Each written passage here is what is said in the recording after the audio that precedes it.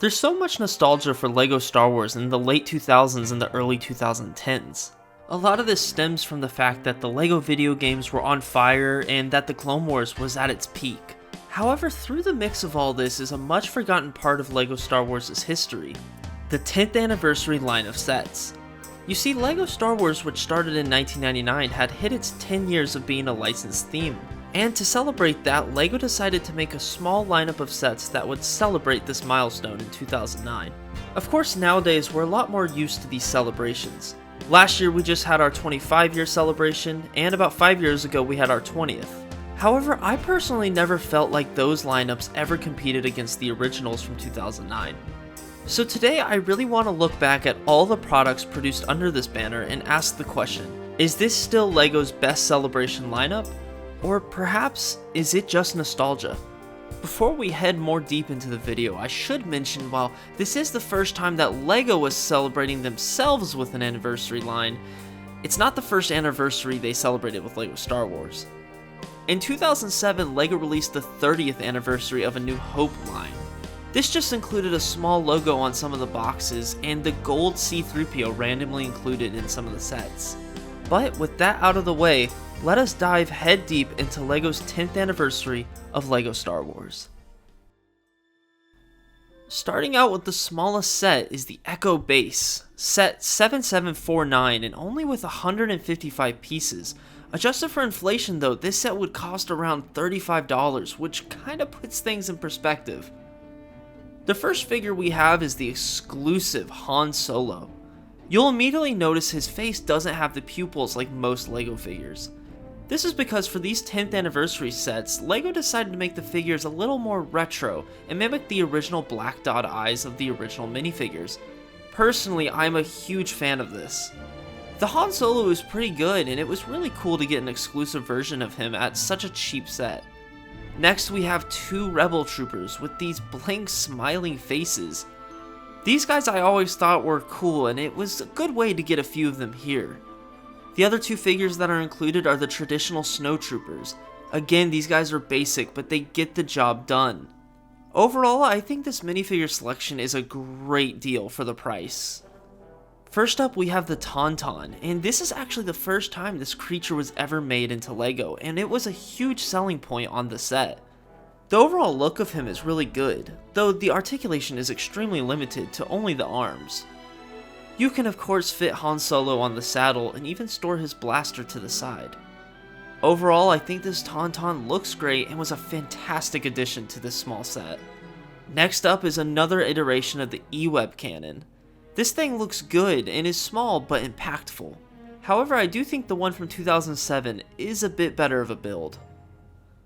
On to the main build, which is just this little bunker. Starting with the covered up area, and it's just a small snowy wall to protect the troopers.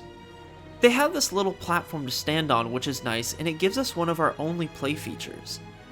You can simply press here and act as if the rebels are being blasted by a giant laser, and they explode everywhere. It's a silly gimmick, but it's fun. On the front you'll see this really cool hose tube that connects to the turret. I always thought of this maybe powering the turret or something like that, but it really looked cool and it always appealed to me as a kid. The actual turret is probably the highlight of the set. You can open the bottom and hide a figure in there if you'd like. And at the top, the turret can of course swivel 360 degrees, as well as sit a rebel figure in the top. While it doesn't make much sense, it's neat and I'm happy they at least give you the option to do it. The last feature of the set comes from the turret. The play feature here is to press this button in the back to shoot these flick fire missiles so they can poorly pop out. Obviously this doesn't really work all that well, but it doesn't make the set worse. Overall, I really like this set. This is just one of those LEGO sets that feels very complete. You get some good guys, some bad guys, and stuff for both parties to use in battle. This gets a very solid 4 out of 5 rating. Maybe that's a little high, but it's just the way I feel about this set. Next up is 8017 Darth Vader's TIE Advance. This originally retailed at $30, which adjusted for inflation is about $45 today. I think that's alright, but it definitely should have been $5 less. Truth be told though, this is probably the most forgettable of all the 10th anniversary line sets, only including one single minifigure being Darth Vader. And this is a slightly updated version with a little bit more detailed torso print. Moving over to the build of the TIE Advance, and it's fine. The look of it is nice, and it does have a nice bit of heft to it. As for play features go though, it's extremely limited. You can open the cockpit and after removing Darth Vader's cape, sit him inside. You got one control panel on the floor, but yeah, not much going on inside. I really do love the TIE Fighter windshield piece though. Just was always a really cool piece to have and it just looks awesome. Turning the model around and going under, you can clip his lightsaber to the bottom, which is nice. Lastly, we just have some basic flick-fire missiles that can be launched through the use of these buttons at the top. Overall, while I do think the set looks really nice, I see why it's just kind of forgettable. Nevertheless, it isn't horrible by any means. I think it's just one most can skip out on. I'm giving this set a 2 out of 5 rating. I'd say save your money and get some better set. While LEGO did make some great sets celebrating the 10th anniversary, they also made this really cool silver Stormtrooper. No, not that one. This one. LEGO really was cooler in the 2000s. This completely chrome Stormtrooper sold for $10, which is about $15 in 2025. That is indeed a lot of money for one Stormtrooper, but hey, to be fair, he looks awesome. Unfortunately, currently though, this figure cost a ton in the aftermarket, so unfortunately I was not able to acquire one for myself for this video. Next up is a popular one, Set 8038, the Battle of Endor. Originally coming out for $100, which would now be a total of $150. That's a pretty big asking price. Though this set includes a total of 12 minifigures. First off, we have Han Solo, and he looks alright. Nothing to really write home about. Next is Leia, who is exclusive to this set. She looks fantastic, though her face print is a bit creepy. Here we have Chewbacca, and I don't really have anything to say about him. He's just the classic version of this figure. That's not a bad thing, but yeah. Moving on to some of the more interesting figures, and we have these awesome pair of Rebel Troopers. These guys look awesome with the ammo belt wrapped around them. Moving on to the Imperial side of the battle, and we have these identical Scout Troopers. Also included is this Imperial Trooper. He looks good and first debuted in the 2008 Death Star. Lastly, we have everyone's favorites, the Ewoks. From right to left, we have Wicket, Paplu, and Chief Chirpa. Some great names right there. They all share the same mold, but they look pretty good, and it was awesome getting a bunch of these guys in one set. Lastly, we just get a basic R2-D2. Starting with the side builds, we have these two speeder bikes for your Imperial Troopers. These look good and are the same model used in the 2008 Republic gunship. We have this really cool Ewok glider. These cloth pieces are always a nice addition to get in sets. The main feature of this is to release the rock and drop it below. Another nice feature is that you can actually store 2 more of the boulders on this clear piece that holds the glider up. And lastly, we have the Ewok catapult. There's not really much else to it other than it just launches boulders. It works really well, and I always enjoyed it as a kid. Finally, we have the AT-ST. This was the 3rd iteration of the model that LEGO had done. I've always loved this design. Sure, it's not the largest, and it's far from perfect, but it has such a charm. Plus, it reminds me so much of the complete saga. As for the features go, you can of course open the top and sit a minifigure inside. Plus, there's also a handle so Chewbacca can peek his little head out. There's also a single flick-fire missile on the side. The most prominent feature though is the running legs. While it does look a bit strange, I really do love it. Ironically, the AT-ST was the part of the set I played with easily the most as a kid. I think that just shows how great of a build it was. At last, we move on to the actual bunker. Now, I know lots of people have a lot of love for this, but I am personally not one of them. Look, I think the bunker is cool, and it looks great, but as a toy, this thing is really fragile. As you can see, the front has these 2 doors which can open, which is always cool. Moving on inside, you have 2 seats for your Imperials to work on the base. I also absolutely love the energy cells represented inside. The orange adds a really big pop to the overall green and gray structure. The interior can also split open to give you better access to the inside and more room to play. There's also plenty of clips on the inside to store weapons or whatever else you want. I enjoy the interior a lot, but only if it were actually playable. Back on the outside, we have the main feature of the entire set. Pressing these buttons on the top will launch the walls of the base off, representing the base blowing up. Admittedly, this is a fun feature, but this is where an issue lies. These walls are not attached by anything and have a very strong tendency just to flying off whenever you're just trying to move it, or even just play with it. Adding on top of how badly connected some of the plates on the bottom are, it was almost impossible for me to play with this set as a kid. Overall, the Battle of Endor is such a mixed one. I know this is going to be a hot take considering the love people have for this set, and I really do enjoy a lot of the parts of it, and as a display piece, it's amazing. But the set as a functional toy or even build is definitely lacking. I think I have to give this set a 3 out of 5 rating. You need to leave! I would love to know how other people's opinions are on this one. Please leave a comment if you disagree. Next up, we have the 7754, the Home 1 Calamari Star Cruiser. This set was actually a result of a fan vote a few years back, which is pretty cool and unique. It retailed for $110 back in 2009, but now in 2025 would cost $160. This set comes in with a total of 6 minifigures, 5 of which are completely exclusive. Starting out, we have Admiral Akbar, and this set actually marks his minifigure debut. I think they did a good job with him, especially for 2009. Next, we have a more generic Mon Calamari officer, who is also exclusive. He looks fine and has the same exact head as Admiral Akbar.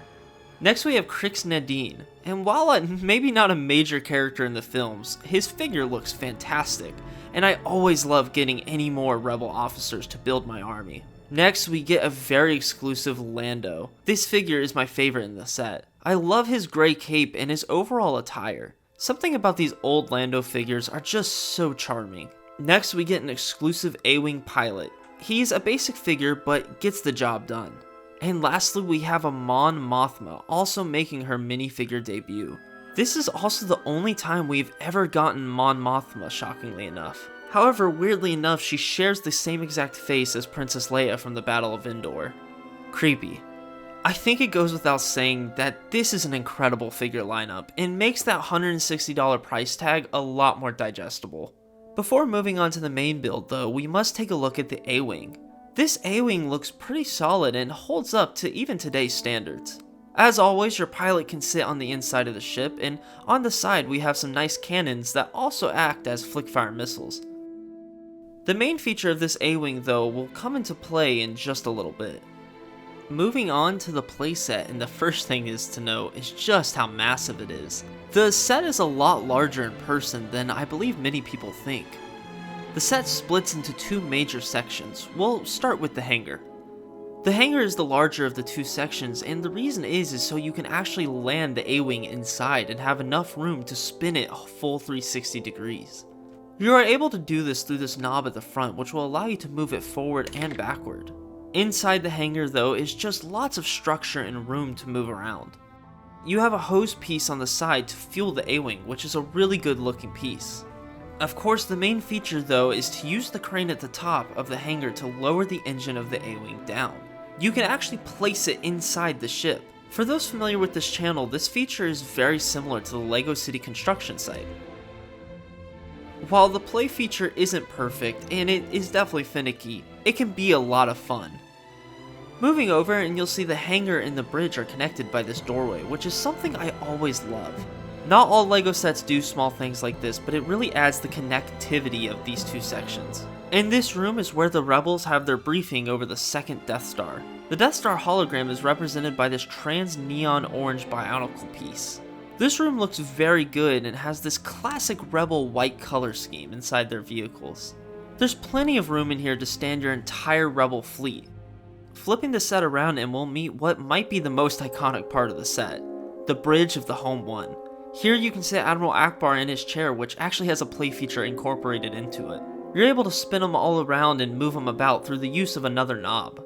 And of course, have him say his iconic line. It's a trap! Wow, Admiral Akbar! Overall, this set rules. It is so much fun and has so much room for play. Combine that with an incredible minifigure lineup and you're looking at what is my favorite set out of this line. I give this set a very proud 5 out of 5 rating. I think any Rebellion fans should pick this one up. Maybe the most infamous part of LEGO celebrating their 10th anniversary though was the inclusion of the Chrome Darth Vader. 10,000 of these guys were made and randomly put into 2009 LEGO Star Wars sets for some lucky people to find. Unfortunately though, I was never one of these kids. It's honestly a little scary though to think how many clueless children got these rare figures and just tossed them to the side not thinking anything of it. Nevertheless, the figure nowadays goes for $300 to $700 depending on if you're getting it sealed or not. While I think this figure is cool, I never pay that much for any single minifigure. Unfortunately, LEGO doesn't do fun chase stuff like this anymore, considering the last time they did it I believe was Mr. Gold in 2013. Maybe one day though, maybe one day. The last set in the line is set 10198, the Tantive IV. Originally retailing for $150 back in 2009, which would now be the steep price of $220. That is quite a lot of money. It comes with only 5 minifigures, which I feel like is kinda low for the price you're paying. Starting off is Princess Leia, who looks pretty good. I also should note that this is around the time when you had a chance of pulling a smooth-haired Leia piece. Next we have C-3PO and R2-D2, both of which are just the normal versions of themselves from this time. And here's Captain Antilles, who is making his minifigure debut and is completely exclusive to this set. He has a double-sided head which kinda makes him look like he's crying, which is pretty funny. Lastly, we just get a normal Rebel fleet soldier. Personally, I love these guys, and they're really fun to army build. Moving on to the ship, and like I say a lot, this thing is massive. The design is pretty solid and I think represents the ship well. Starting at the front cockpit, and I must point out the printing issues with the white on clear pieces.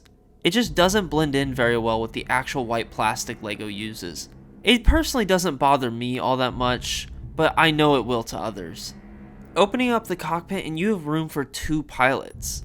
This is really nice, and it's pretty contrary to most LEGO capital ships that typically only have room for 1 pilot. Moving further back and we'll see these 2 large turrets on both the bottom and the top of the ship. Of course, as always, these can rotate a full 360 degrees. Moving back even a little bit more further and we have the main body of the ship. This is where we are able to remove the roof piece to access the interior. On the inside, we're able to discover Leia's office? Wait, what? For some reason, LEGO just decided to create their own room in the ship and decided to make it a really boring office. Yeah. You know, I sorta get it. Including the iconic hallway would have been difficult considering the extremely short roof that doesn't even allow figures to stand up. But still, I think LEGO could have done something better than this. Nevertheless, the interior does look nice with the computer modules on both sides for your rebels to sit at. Also, there is storage for this crate inside, but we're actually going to need that for something in just a minute. Leia's actual desk does look good, and I like the light blue tiles inside. Putting the roof back on and we move a little bit more back. Here we can remove this large section to access a hidden speeder? You can stand a driver to the speeder and put this crate inside of it. Now you are able to move around the cargo. I find this feature quite a bit odd, but I guess it's got its charm. Anyways, moving a little bit more back and we have the escape pods. Yes, pods in plural. This is one of the only sets ever to include 2 escape pods. Both are removable on the sides here, and inside you can fit both C-3PO and R2, though it is a pretty tight squeeze. Included is also just a tiny little control panel. Closing this up and we'll make our way back to the engines. These things are incredible and truly take the set up a notch. These things take up a majority of the pieces included with the set. While there is no play feature back here, the stature of these engines is simply incredible. Overall, this set is pretty cool, though I don't think it's the greatest thing ever. especially when you consider the steep price tag of what it would cost in 2025 for $220. While I genuinely like this set, I don't love this set, and that's why it gets just an average rating of 3 out of 5. I really think some extra figures could have helped a lot, but more importantly, a better interior. The last thing I want to show off before I head out today is the LEGO Star Wars Visual Dictionary from 2009. While technically not part of the 10th anniversary line of products, it really should be. This was the first LEGO Star Wars Visual Dictionary to come out, and this was a big deal as it showed the entire first 10 years of LEGO Star Wars in completion. I 100% know that many of you watching this video had this book as a kid, and it was probably a big deal for you guys too. Back in 2009, the internet wasn't what it is today. It was a lot harder to discover the old sets that came before my time. So when I discovered this back at my school's book fair in 2009, this was a massive deal. I discovered so many cool sets through this book, such as the 2006 Star Destroyer, the 2008 Death Star, the UCS Millennium Falcon, and of course the cherry on top is that Celebration Luke minifigure that I know so many of us had. I truly love this book, and it's just something I'm so happy to still have today. And I know this doesn't make really any sense, but if I were to give this book a rating, it would easily get a 5 out of 5 rating. So with all this being said, I really want to return to the original question asked at the beginning of the video. Is this still LEGO Star Wars' best anniversary wave? Well, truly, we only have 2 other waves to compare it to, being the 20th anniversary and the 25th. And while I think the 20th is actually really good, and the 25th is, fine, I think, truth be told though, that the 2009 10th anniversary one is still the best LEGO's done. I just think this set selection is incredible, the size of the sets was amazing, and truly, it's just iconic. And if you don't agree with me on that, I think we can all at least agree on one thing, and that's the fact that the box art for these 2009 anniversary sets are incredible. With the Hoth Echo base and the Tantive being 2 of my favorite box arts of all time. So yeah, while some of the ratings weren't necessarily amazing, I think the overall selection and the choice of these sets is incredible. And I would recommend that people go pick them up if they really want them. But with that being said, that's really all I have for you guys today. I really hope you've enjoyed looking back at what LEGO Star Wars was like in 2009 and what my childhood was like. But till then, I'll see you guys in the next video.